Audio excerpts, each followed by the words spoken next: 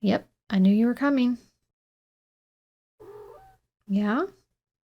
Do you want to be this episode's sponsor?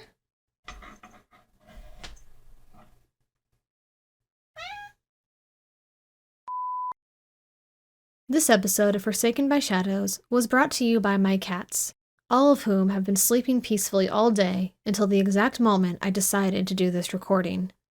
If you hear any stray jingle bells in my recording, I apologize. I did my best to repeat the lines when I heard the bells ringing, but I might have missed some. Welcome to Forsaken by Shadows, a production of Stories by Sarah Danielle. By way of opening announcements, I want to remind you that we have a Discord server. You can also connect with us on Instagram at Stories by Sarah Danielle. Previously, on Forsaken by Shadows, from Mazira's point of view. All my life, since I've come to the Underdark, I've believed I was alone. The sole survivor of the tragedy that ripped me from my family. Only in my wildest dreams did I ever dare to wonder if maybe, just maybe, someone else survived. Valen is the incarnation of that dream. And though in my selfish heart I would have longed for it to have been my father, or even, somehow, my mother, I cannot deny how incredibly precious it is to no longer be alone, to have some treasure of what was lost to me restored. But I did faint, and that has everyone concerned about my well-being. I'm able to placate the others, but not Rismyn, whose concern goes deeper than my momentary lapse of consciousness. And I understand, I do. Valen had already left a bad taste in his mouth, though I don't know for sure all that happened between them. But I know Rismyn well enough to not dismiss his concerns. Or at least, I should. I confess, in my shock and excitement, I overlook Rismyn's feelings in favor of my own. I insist he'd leave us alone when not half an hour ago, I had hoped he'd spend the whole cycle with me, to celebrate our homecoming. I know I hurt him with my words, but all I can do is plan to make it up to him later, as Valen and I go to the temple to trade stories. I don't have much to tell for myself. What is there to say except I was taken as a slave and only recently escaped? Valen's tale is much more detailed. He tells how he was hidden beneath his mother's corpse, before being discovered by traveling merchants who stopped to bury our friends and family. He tells how he went on from there to live in a monastery, to learn how to never be helpless again, just like me, learning the lyrics to songs of judgment. But at the end of it all, there's no hope for me. My father really is dead, and we grieve together, the sole survivors of a traveling act that will never perform again. Yet while I'm content to mourn and move on, salvaging what is left of my life, Valen wants more. He tells me his purpose goes deeper than helping people like us. He wants vengeance, and a slip of my tongue connects Rismyn to the family he's been dreaming of murdering since they murdered ours. It's all I can do to calm him down from his wrath, but I finally manage it, and now I understand exactly why Rismyn was so concerned with my being alone with Valen.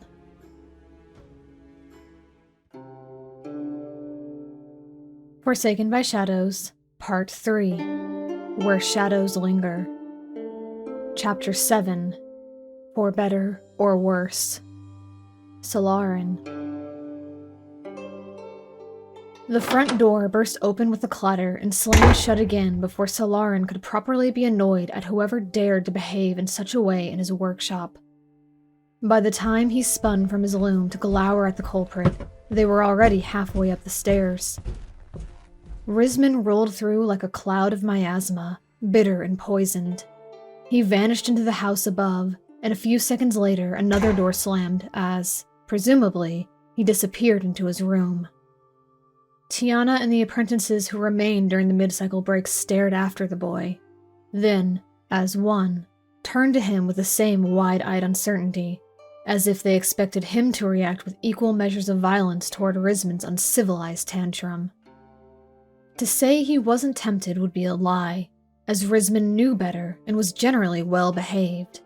Yet in the same breath, The young elf could turn as turbulent as a thrashing Lyrtvin, and Solaurin, frankly, wasn't in the mood. So he turned back to his weaving, putting the child out of his mind. Rismyn could be sulking over anything from tripping over his own feet to the caverns crashing down around them stone by stone, and as Solaurin didn't hear any commotion outside, he assumed it was the former. A spool of cotton thread bounced off his head. It didn't hurt, but it certainly got his attention. Once more, he was wrenched from his art, this time to glower at his daughter, the only one in the room brave enough to test his patience. Tiana's expression mirrored his, as she sat with arms crossed at the great wheel, having taken over his blue light chore of spinning cotton. The apprentices worked furiously at their own tasks, doing their best to pretend they didn't notice anything. Solaurin raised an eyebrow, feeling no need to speak his question aloud. Tiana gestured to him, before gesturing to the stairs. Ah, she wanted him to go speak to Rismyn. No, thank you. It wasn't worth having his head bitten off for an offense he probably didn't do. Rismyn might be volatile right now, but he'd work out his own crimes and come skulking back with an apology later. It would be much easier to speak with him when he was predisposed to correcting his errors. So Solaurin went back to his weaving, but his shuttle had barely completed half of its next circuit before another spool hit him, this time bouncing off his shoulder. He wheeled on his stool, reaching the end of his tolerance. Normally, he had more to give, but Tiana had refused to speak to him after their earlier discussion. They were so seldomly at odds with one another that it was eating away at him, gnawing his nerves raw. "What do you want, child?" he snapped in hand talk, tired of this game of silence but unwilling to speak his ire aloud in front of the apprentices. Tiana seemed unperturbed by his sharp gestures, and merely signed, "Where's Mazira?" Oh, well, that was a question worthy of investigation. He glanced at the door, only now realizing what his daughter had picked up on immediately. For the first time in their hosting of the pair, Mazira had failed to return with Rismyn. It was a ritual set in stone. Tiana left with Mazira, and Rismyn brought her home, and though the probability of something terrible befalling her in the city was low, Solaurin's paternal fears quavered at the realization that he didn't know where she was. He stood before he even committed to his course of action, pretending not to see Tiana's satisfied smirk. He'd deal with her next, apprentices or not. The rift between them was unbearable, and he was eager to see it mended. Up the stairs he went, pausing only to snuff out a lantern that had been left to burn on the kitchen table, a waste of precious oil, before proceeding into the hall. Rismyn's door was shut, as he suspected, and when he knocked, he was greeted by a muffled voice. "I am fine." No one who is actually fine feels the need to defend themselves before a question is even asked. When Rismyn didn't answer, Solaurin folded his arms. "Are you going to let me in?" Again, there was only silence, but a shadow under the door told Solaurin his request was being obliged. The door finally clicked open, and Solaurin caught a brief glimpse of Rismyn's haggard expression before he slipped away, collapsing face first onto his bed. It was all Solaurin could do to not roll his eyes as he let himself the rest of the way in, picking up the boy's discarded silver coat from the floor and hanging it properly on the knob of the wardrobe. As Rismyn offered him no hospitality, Solaurin took some for himself. He claimed the writing desk chair and sat back, letting his eyes rove over the bare walls and orderly surfaces of the room which had once held Tiana's cradle and childhood things. Bright colors in her youth, more elegant swaths in her adolescence. Whatever mood his daughter was feeling inevitably made it to her walls. Now the room was empty and sparse, as all dark elven men were taught to keep their spaces. Tidy, functional, and completely devoid of personality and sentiment. A work in progress. Solaurin's attention moved from the walls to the young elf who had yet to acknowledge his presence. He lay in his shirt sleeves, his boots kicked off haphazardly at the end of the bed. A stray piece of folded parchment lay on the floor, the only evidence of life being lived within the room. Solaurin drummed his fingers on the desk, mulling over his course of action. He'd like to start with Mizira, but that was probably the source of Rismyn's wounded heart, so he opted for a more tactful inquiry. So, rough cycle? Rismyn groaned and rolled onto his side, facing away from him. I'm just tired. I didn't sleep well, remember? Ah yes, fatigue, the enemy of good manners. I do hope you have a better excuse than that for behaving like a raging Balgora in my workshop. Rismyn said nothing, and Solaurin prayed for patience. People often marveled over his great forbearance, but if they could see into his head, they'd never accuse him of such a virtue again. It wasn't patience he possessed, but rather 3 centuries' worth of learning the consequences of carelessness.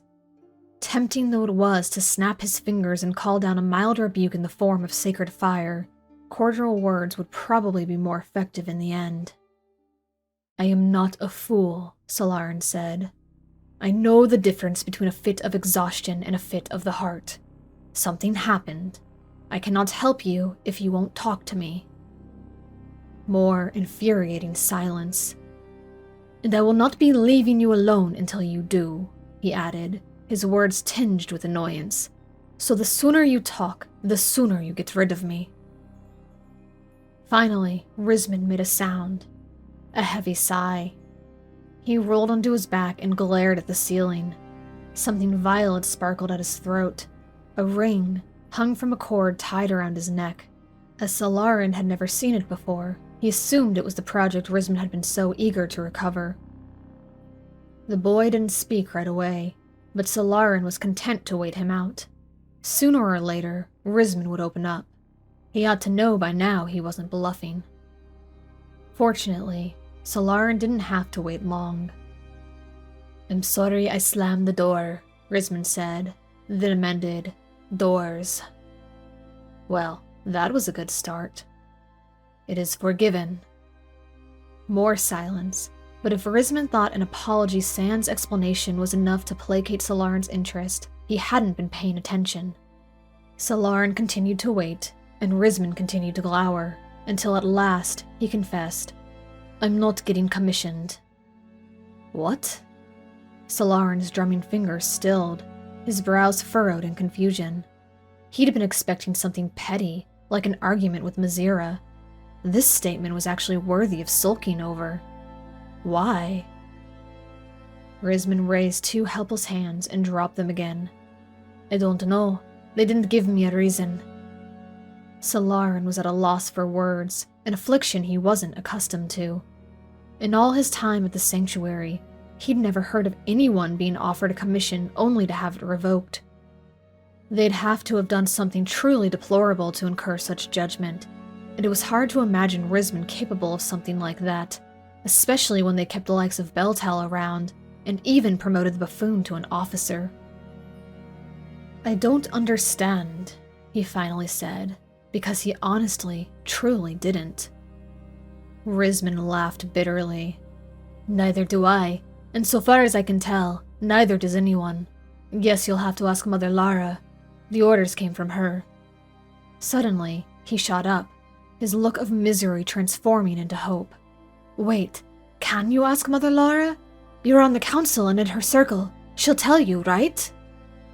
Lara doesn't have a circle, Solaurin said, though he was still trying to work through the implications of what Rismyn was telling him. Why would the Reverend Mother personally order Rismyn off the patrol?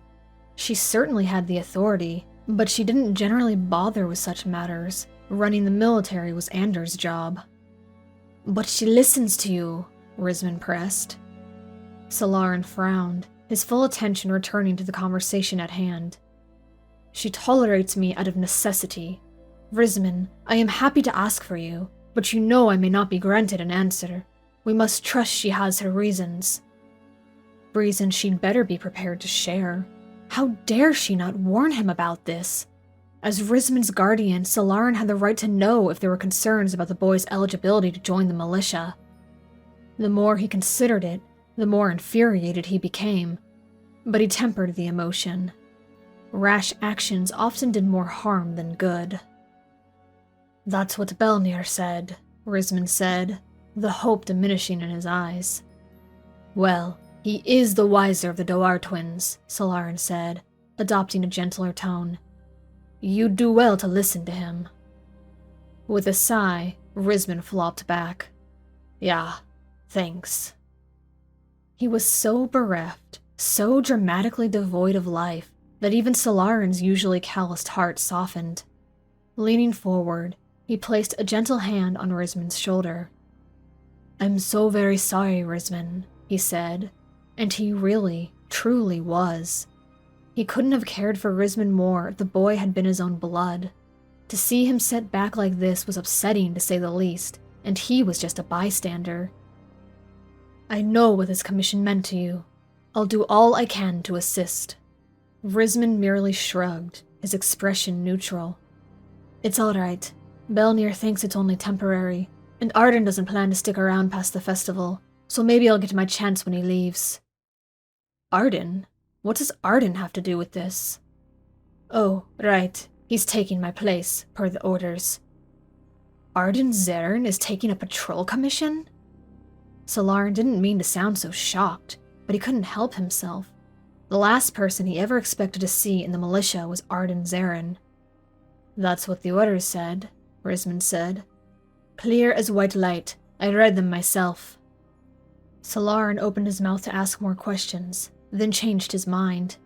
He'd be better off questioning the source of this strange turn of events. Rismyn looked like he'd been tormented enough. I'll speak with Mother Lara, he assured Rismyn. Remember, I cannot guarantee success, but I will try. Thank you, Rismyn said, though he didn't look or sound at all appeased. His eyes were distant and troubled, his hand fiddling with the ring around his neck, sending little lavender sparkles dancing around the bare walls. Which reminded him. Rismyn, where's Mazira? The effect of this simple question was astonishing. Rismyn's misery contorted into anguish, as though Solaurin had plunged a knife into his gut. He gripped the ring in his fist so hard his knuckles turned ashen. And this, Solaurin realized, was the true source of his despair.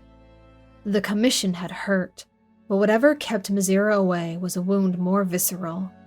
He'd probably hoped to distract Solaurin by offering a half-truth, and it very nearly worked. Rismyn, Solaurin began, a warning in his tone. It's fine. An obvious lie. She's with a friend. Then why do you look like you've taken an arrow to the chest? It's nothing, Rismyn insisted, absolutely stricken. He wrenched the cord from around his neck and rolled over, stuffing it under his pillow. I just had... Never mind. Can we talk about it later? Unfortunately, you've piqued my interest. Did you have an argument with her? No. A disagreement? No. Less certain that time. Is she cross with you? I don't think so. Even more unsure. Would you please just tell me what happened? Rismyn groaned and sat up, frustration replacing his grief.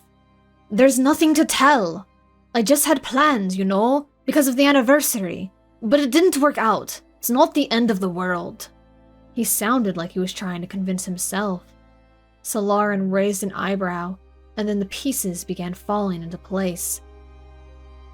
The ring, the anniversary, plans for Mazira. Oh no. Dread turned his blood to ice. Elistrea have mercy. He hoped to have more time to prepare for this. Did she reject you then? Solaurin asked quietly. Rismyn was so notoriously easy to read, it was a wonder he'd kept his heart secret from his sisters and mother for as long as he did. His expression flickered through a series of emotions, each one more damning than the next. Surprise, confusion, fear, and then carefully schooled disinterest, the look he wore right before he told a lie.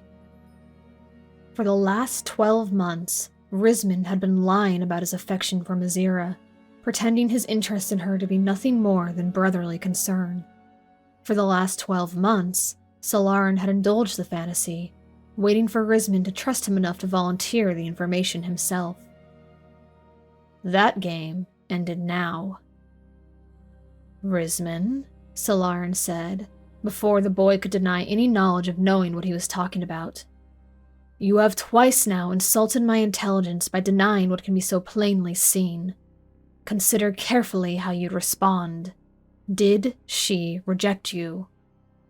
For the span of 3 more breaths, Rismyn's face remained hard and stubborn, his eyes flashing with a blend of frustration and fear that so often afflicted the vulnerable when their heart was in jeopardy. But then, dejected, his shoulders slumped.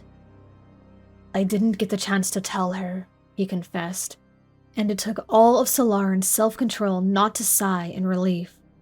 Not because his plans had failed, or at least, not just because his plans had failed, but because he was actually being honest about it.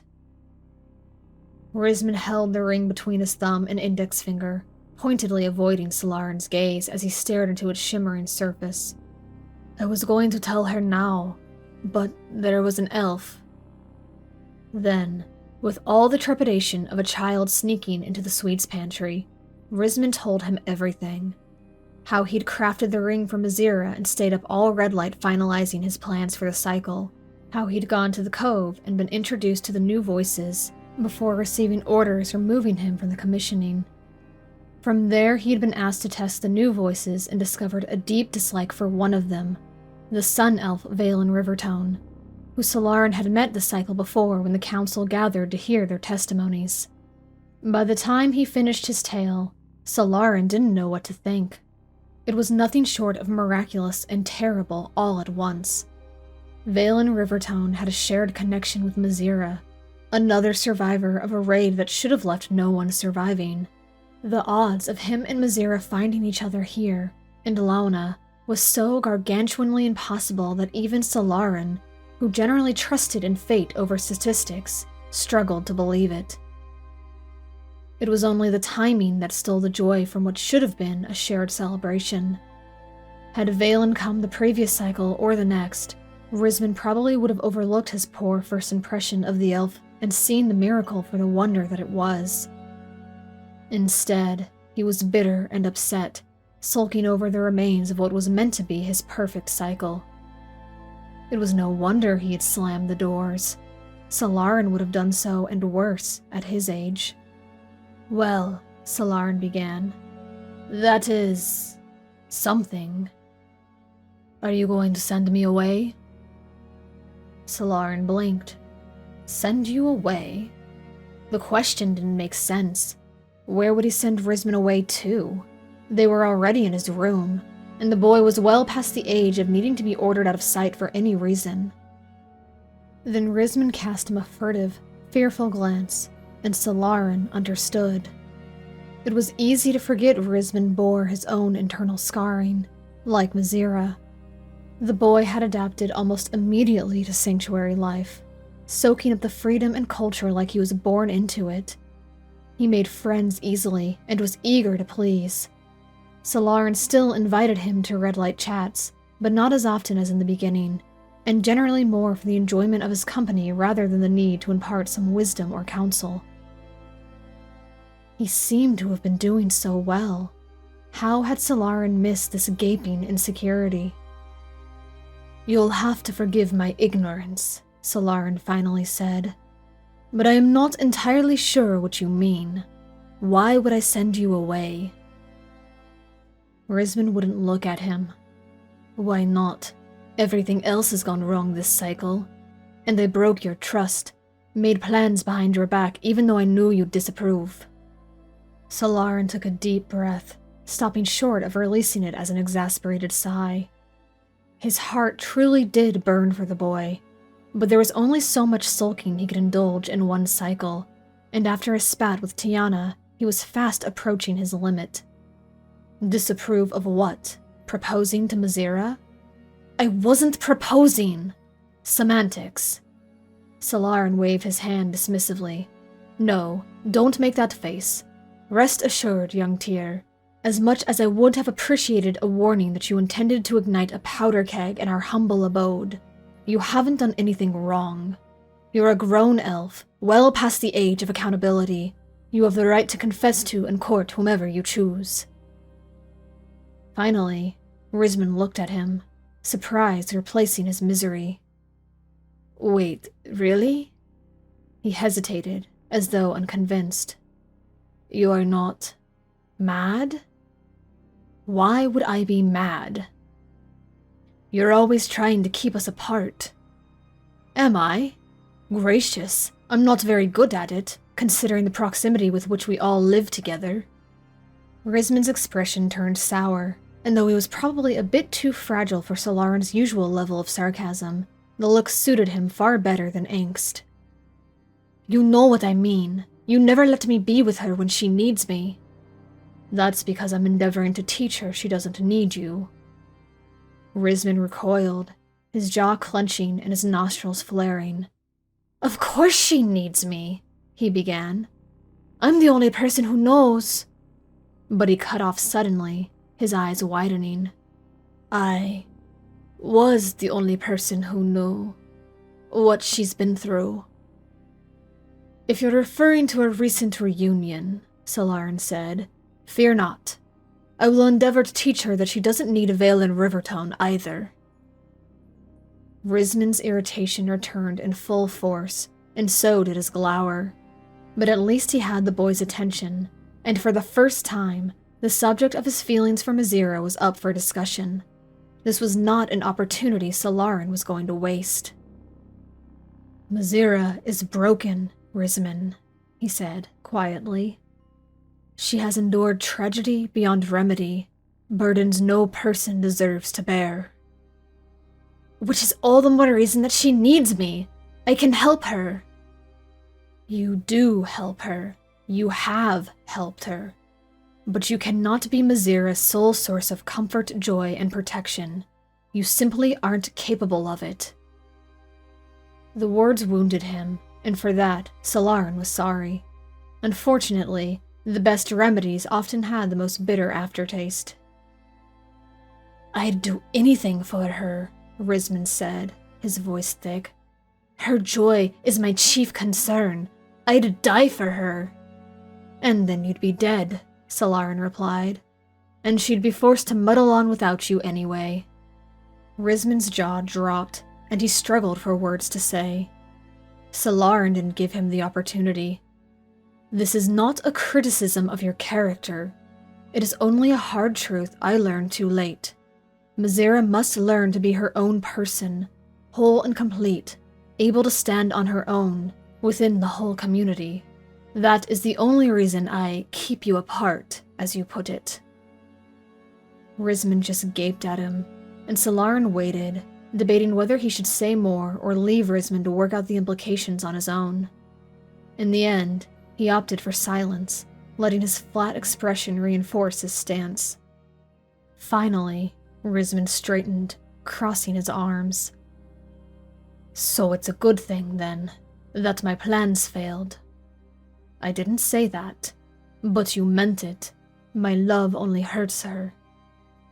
Gracious, he was hell-bent on misery. Solaurin closed his eyes, pinching the bridge of his nose, and prayed for more patience. That's not...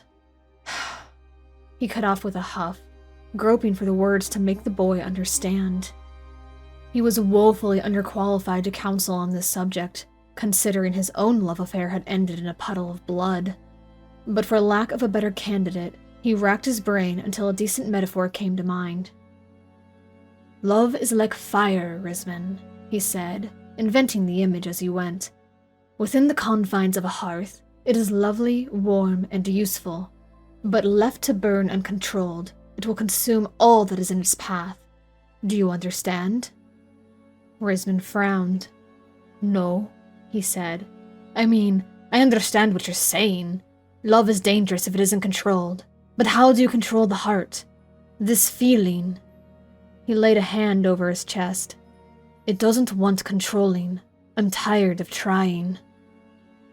Control may not be the correct word, Solaurin mused. Guidance, perhaps.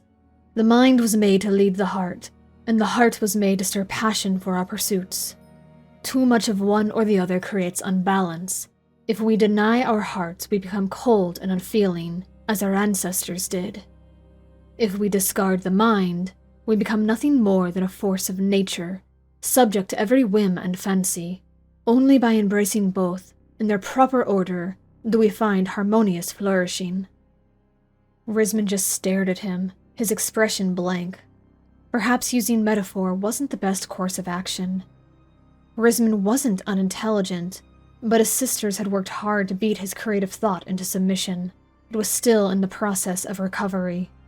But before Solaurin could think of a less complex way to state his point, Rismyn spoke. Okay, so what do I do then? Do I still tell her I love her? Or will that hinder her healing? Solaurin sighed.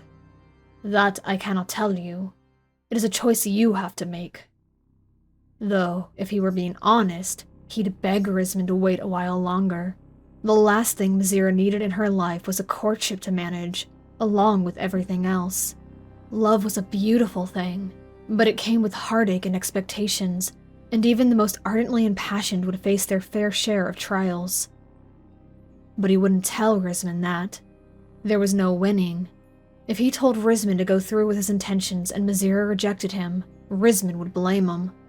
If he told Rismyn to wait and Mizira moved on to another, for there were always a plethora of young men seeking a lady to court in Lona, Rismyn would blame him all the more. And besides, who was he to judge the matters of the heart? He might be wrong, and Rismyn's undiluted affection was exactly what Mizira needed to overcome her demons. It was unlikely, but not impossible. But I don't know what to do, Rismyn insisted. I don't know how to lead with the mind and not give in to the heart, or whatever you said. Why does it have to be so complicated? I just love her, and I want us to be together. The way he emphasized the word together implied an endearing reverence. Solaurin didn't doubt the sincerity of Rismyn's affection in the slightest, only the timing of it. A rose planted too soon would wither and die when the seasons turned, or so he'd often heard the farmers say. But Solaurin was only mortal, and nature would take its course regardless. You are far more capable of it than you think, he said instead. Consider your actions just this cycle. You've received distressing news, a challenge from someone who judged you unfairly, and a lost opportunity to secure future happiness. You really know how to make me feel better, Rismyn grumbled. But, Solaurin continued with a raised eyebrow, you didn't let any of those distressing things dictate your behavior. You obeyed your officers without question.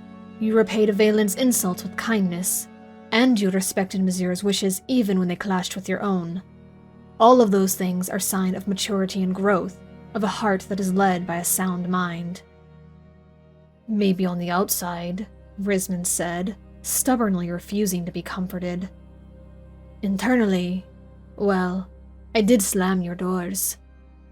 Well, none of us are perfect, Solaurin said mildly.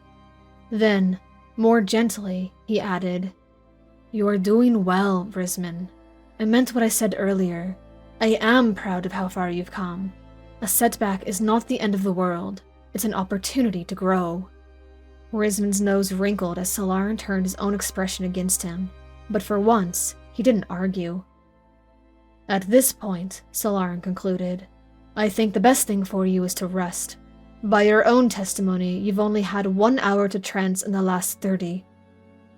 Perhaps some of the answers you seek will come to you when you are refreshed. It certainly can't hurt to try. Rismyn nodded, but his silence was one of contemplation, not defeat. You are probably right. I'm sorry for being difficult. It is forgiven. Now sleep.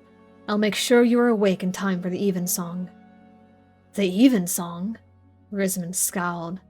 I don't need to be there, remember? Solaurin just stared at him. Really? You mean you don't consider it highly dishonorable not to attend the promotion of one of your dear friends, or the raising of your comrades in arms? Gracious, And here I thought they were teaching you respect in that army." Rismyn's cheeks flushed and he looked away. "Point taken," he said, the familiar edge returning to his words. "I'll go. Can I sleep now?" Solaurin smirked, satisfied Rismyn was on the mend, and excused himself.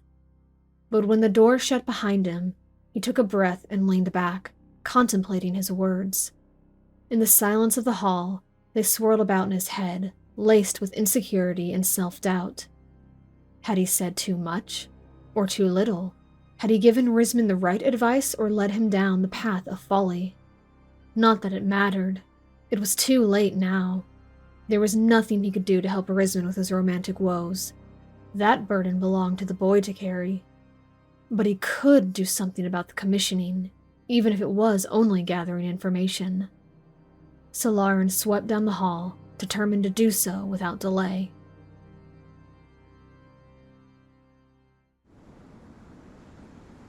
Thank you for listening to this episode of Forsaken by Shadows, written and produced by me, Sarah Danielle. And thank you to Tabletop Audio and Pixabay for the use of their work in this production. And as always, Forsaken by Shadows is unofficial fan content not endorsed by Wizards of the Coast. Solaurin has found himself on a mission to gather information, but will he be successful, or will the Reverend Mother, who he is constantly at odds with, turn him away? Subscribe to follow along and find out what happens next. The front door burst open with a clatter and slammed shut again before... Why do we put bells on cats?